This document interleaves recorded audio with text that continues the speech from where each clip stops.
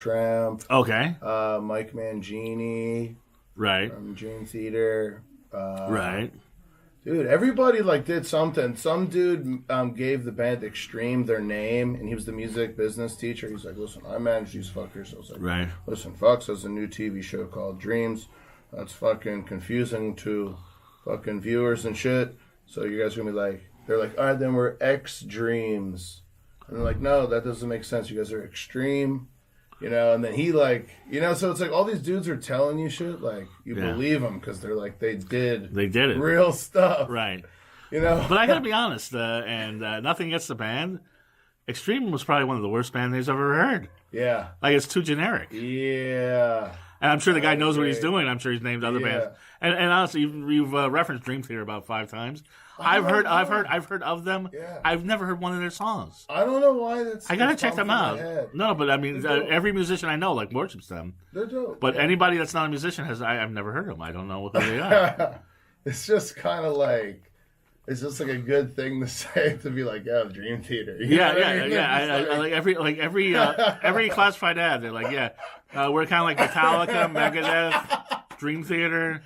We're kind of like The Cure, Dream Theater. Oh, we're kind of like U2, The Police, Dream Theater. We're kind of like, Yeah, you could do a whole podcast episode on just Craigslist ads in Hollywood, bro. For music and shit. Yeah, we're like One Direction, Miley Cyrus, Dream Theater.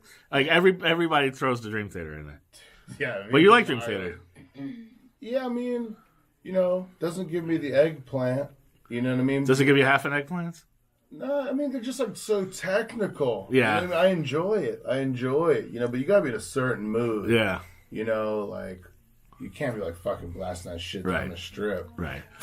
So anyway, it's like fucking math. People are gonna start busting out their calculators instead of headbanging. Right. Dude. But then it's come around because you teach at the School of Rock. Yeah. Like, it's in L.A.? Yeah, I'm at the Burbank location right now and Woodland Hills. How many schools of rock are there? Shit, man. The first one was in Philly, and now it's like gotta be over 200 worldwide. So you were in the original, like the Jack Black original School of Rock? Yeah. Which I've never seen the movie. I wish I did. I wish I prepared. Oh, it's actually cute. Yeah, I heard. Yeah, like there's this movie called like Rock School that came out like a documentary. Yeah, Paul Green, that crazy dude that started all School of Rock in Philly and stuff. And yeah, dude, it's a great gig because I get to like, you know, teach a lot of different people, like people from like Philadelphia Eagles, and now I teach Scotty and Son. And oh, really? Yeah. You teach Scotty and Son? Yes, I'm like talking to him every week. Like, hey, we worked on the pentatonic scale. Right. And Scotty in from Anthrax. The fifth fret, and he hooked us up with a gig for the Whiskey. May 1st, we're supporting his new band, Damn Things. Oh, that's great. I'll have to check that out. But before I want to get more into the School of Rock. But Berklee, this is very timely. This is going to be a very up to date reference. How did you pay for that? Oh, dude! Is your mom Felicity Huffman? Like, what happened? Is Uncle Aunt Becky from Full House? Yeah, dude. Here's the thing, man. I got freaking lucky because number one, dude. I only went there for 2 years. Got a shitload of financial aid. Okay, so it didn't linger for that long. So student loans, yeah. Dude, it didn't linger. So you're a working class guy. You got student loans, you got some grants. But yeah, you know, but now it's like that stuff is like all worn off by now. You know what I mean? Like not like my other buddies are still like $200K in debt. Right. Like it's over. That's over for me. I'm just like into the next thing because I left when everyone was like the market started to collapse. I was like, this shit is fucking weird. It's like a different time. Shit feels different. I just want to play music. Like, you know what I mean? I don't want to overanalyze all this shit. You know, I just want to fucking rock. So everyone else just kept going with the Berklee. You know what I mean? And they don't even fucking use it. And I still tell everybody that I went there. Yeah. You know what I mean? I only went there for 2 years because it's like who knows? Yeah. It was dope. It was awesome. And I have an alumni email, an alumni card because you go there for that long, you're an alumni, so yeah, why not? So 2 years is all you really need. Yeah, I was just like, you know, the school thing, man. Even though ironically I'm a teacher, it just wasn't for me. I know. Don't tell your students that. They're listening. Don't tell Scotty and he's wasting his money having his son take guitar lessons. He shreds like a beast, man. I'm sure. It's in the genes. He comes in there. He's 7.5. He just says like he's 7.5. Yeah, he just has his dad's like custom shop Jackson V, and he's just like playing Wasted Years that he figured out by ear. Wow. Yeah, he's the man. Well, yeah, I mean, and his mom, her dad was Meatloaf. Yeah, dude. So that's all in the family. Yeah.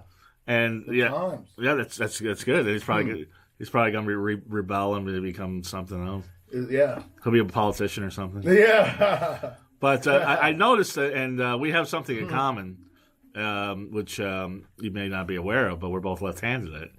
I think. Yeah. I'm left-handed. I don't know what you. Satanic hand, bro. Yeah, is that what it is? Yeah. Is that right, Hannah? Because you're the expert. Satanic hand. That's actually the first time I've ever heard it. Yeah. Well, it's only 10%. We're quite the minority, so. I didn't even know it. I didn't notice that. I thought I would have picked that up last night. Yes. When he was playing a left-handed guitar. Well, I was upstairs, you know. Yeah. But yeah, wow. Because I just saw a picture of him with the left-handed. Well, I sent you videos too. Yeah, I know. Yeah. I saw him. Yeah. It's a picture. Yeah. But anyway, yeah, left-handed. No, I mean every picture you use with Wrong-handed. it's either flopped or it's a left-handed. Let's pause. So. Yeah. Because I have a confession to make. Because I actually took guitar lessons. Obviously didn't work out. You shred, bro? No, I do not shred. I kind of figured out the opening chords of "Smoke in the Water" myself, and I went to like the guitar teacher. I'm like, yeah, I want to play like Van Halen, like in now, and he's like, no. Tapping. Yeah, it's like here's how to play on top of Old Smokey. I'm like, I don't know about that. So anyway, so I had a Strat. I had a Strat. I fucked around. A Squire Strat. I fucked around with it. I had a Squire. Yeah, so I fucked around with it. Fuck yeah. But so where was I going with that? But it was weird because I was like left-handed, and to get a left-hand guitar versus a right-hand guitar was like, so I went with the right-handed guitar. But it's and no wonder you have an affinity for Hendrix because he was a lefty. Yeah, man. Definitely. So did you? Did you start with a left-handed guitar? How did you do it? My bro had a righty. Yeah. And I would just play it upside down. Wow. And, okay. My parents were like, yo, he's serious. Let's get a lefty. Okay. And then just like rode out that Squire for a long time until it was like right. Fender time. So, and then so we all had Squires at one time. Yeah, we did. Squire Club. Yeah. It's like $100. I know. Yeah, I got mine from a pawn shop, and it was tiny, just like me. So, yeah. So how much did you learn to play? It took me like 20 minutes to learn Smoke on the Water, so I figured, I better try the bass, and But that was my first. Can you play bass? Not anymore. 'Cause it's been about 10 years. Okay. But I started with classical flute in grade school. Right. Yeah, we all started with the recorders. No, it wasn't recorded. It was actual flute. I was in band. Oh, good. Jethro Tull. Yeah. Actually, my mom, she'd be like hammered, and I'd be practicing Twinkle Twinkle Little Star. She'd like, play me Jethro Tull. Get out of here. Whoa. All right. Aqualung. Yeah. Think it's a break. I had no idea what I was doing with that. Right. So. Was it as more of a challenge playing left-handed or learning left-handed or? It's like I like looking at right-handed people though. I don't like looking at left-handed people. So when you see like Kurt Cobain or I'm like fuck. Yeah, it just looks. Yeah, I'm just like fuck. It's off. Fucked up. I'm just like looking at right-handed people because it's a mirror of what I'm doing. Right. That's why I like it. You know what I mean? But when I see a lefty person, I'm like, what the fuck is wrong? Because there was some. I mean, I'm trying to think of. I'm blanking, but I know Bob Dylan for one is left-handed, but plays right-handed guitar. Perry Joe Perry too. Yeah. And were you ever tempted to go righty? I tried fucking hard. I was like, come on, let me try this shit now. Yeah. You know what I can't stand. I don't mind watching left-handed guitars, and I do it myself, and that's why maybe it's just a self-loathing thing. I hate watching people do left-handed air guitar. Any air guitar is terrible. No, but like you know who used to do it all the time was Jay Leno used to do and you're like you look like a fucking asshole. But if you did it right-handed, it's like okay, you don't look that bad. Air guitar. Yeah, and he's like the worst air guitarist of all time. Be righty. Wow. Right. Yeah. That's not right. Yeah. Especially towards the end, like they try to hip it up and have like really good bands on the show, and like Smashing Pumpkins were on. He's like the lefty air guitar. And you're like, you're terrible. It's terrible. It's just terrible. So you form your first band in Philly. Oh man, or Chicago, or what did you do? Dude, man, Philly, and how's the Philly metal scene? How is that? Dude, there's people that fucking love it, man. It's just like I don't think they want to like love each other and fucking like bring it together, man. Right. People love metal everywhere. You know what I mean? Everywhere. But the thing is that I got lucky. I was always just playing for different people's bands, but I always wanted to like do my own music, my own thing, Fastride. But that never happened until Slash. I opened for him, and he gave me like a distribution deal, and that Lefty Les Paul and a bunch of other gear, and started me on my journey. Okay, now, you have to back up here. There's more to this story. Yeah, man, there's like a competition. You're like, I was just hanging out with Slash, and Slash from Guns N' Roses, obviously, who said you have as much potential as anybody's he's seen. So you entered a contest that he hosted? We were just like, fuck it, man. Like, we need to do something with our lives. So we just like tried it out, and it was kind of like you got to like build up your social media. So like the more fans you get on every platform is like a vote, I guess. So we ended up getting like 500 votes in like a week or something. So like, oh man, dude, we did pretty good. But then there's this other band that I used to, work for, and they're just like, oh no, dude, fuck this. We're getting malware bots, and then they had like 200,000 votes. Right, I need to get those. And I was like, we are fucking smoked, dude. Yeah. Fuck it, dude. We're just gonna have to fucking whack our puds and go home. Right. And then they were just like, we got an email being like, oh, Slash, there's like a small print. If he likes your band, he can just like override the votes. Like, so come and like open for him at the House of Blues. So like, we played with them and chilled with them. It was Chicago or Philly? Atlantic City, actually. Atlantic City, House of Blues. They got fucking demolished. You opened for Slash's band. Yeah, man. Now, how did your band get that over all the other bands? Dude, we just like put together this song. Our buddy helped us write. This dude from Bad Brains, Chuck Treese. Well, once again, you're these names you're like just throwing out like they're nothing. Bad Brains, like the DC hardcore punk. Yeah. I've heard of them. Mark. Okay, yeah. You're giving me the look. Right. Who's the one I couldn't believe? You were Ingrid Malmsteen. I couldn't believe, but yeah, Buddy Guy, I thought people knew him too. Oh, Johnny. Anyway, I got to write this down. I'm good with faces. I'm really bad with names. Right. So you knew one of the guys from Bad Brains? Yeah, and he's just like one of the coolest dudes, Chuck Treese. He's like the one shining light in Philly, where he's all about bringing everybody together and just being that common thread, every genre, metal to reggae, everything. Right. And he was which is what the band was. Yeah, dude, and like he fucking created like FDR Park, which was like Level and Tony Hawk's Pro Skater, where it was like they took the underneath of I-95 and made into like a big concrete bowl, skateboarders, and he would like play with his band in the middle. Bam Margera built it out, fucking massive. Oh, that's right, he's from Philly too. So you hung out and party with him too. Oh, dude, what a fucking mess! I think he's good though now, right? We'll go back to Bam. So yeah. So the guy from Bad Brains helped you get on the thing with Slash. Yeah, Chuck Treese is the man. Helped Chuck us Treese. write a single.